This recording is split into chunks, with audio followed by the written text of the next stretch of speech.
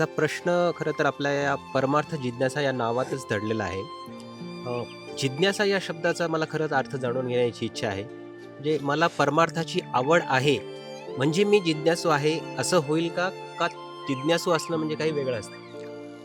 जिज्ञासा हा मनुष्याचा मूलभूत स्वभाव आहे. आपण बघतो की आदिमानवापासून ते आज 2025 पर्यंत मनुष्याने ज्या काही शोध लावलेले आहेत, ज्या काही सुखसोयी मिळवलेल्या आहेत, हे सगळं जिज्ञासाच्या पोटीच त्याने मिळवलेलं आहे. मग परमार्थ जिज्ञासा आणि या सामान्य वैज्ञानिक जिज्ञासा याच्यामध्ये फरक काय आहे, की या परमार्थाचं नेमकं रिअलायझेशन मला कसं होईल, याची मनाला लागलेली तहान म्हणजे जिज्ञासा आहे.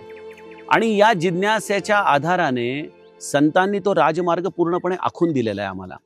जसं आपण एखाद्या प्रवासाला निघालो तर एखादा मनुष्य त्या गंतव्यस्थानावरती पोहोचलेला आहे, एखादा मनुष्य नुकताच निघालेला आहे, एखादा मनुष्य अर्ध्या रस्त्यावरती पोहोचलेला आहे, पण सगळेजण त्या एकाच राजमार्गावरतून चाललेले आहेत.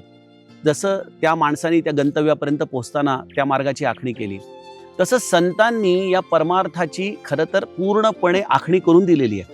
We are not inventing anything. आपण फक्त त्या मार्गावरती जी धूळ साठलेली आहे ती धूळ बाजूला करून त्या मार्गावरती पुढे पुढे जाण्याचा प्रयत्न करतोय.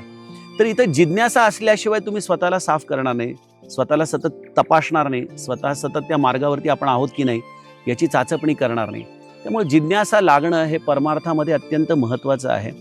जिज्ञासेचे देखील दोन भाग आहेत. एक आविर्भावाची जिज्ञासा आहे, म्हणजे प्रश्न आहेत पण मला त्याची उत्तरं नको आहेत, मला केवळ माझ्या प्रश्नाचा आविर्भाव करायचा आहे. पण जिज्ञासा ही तहान आहे.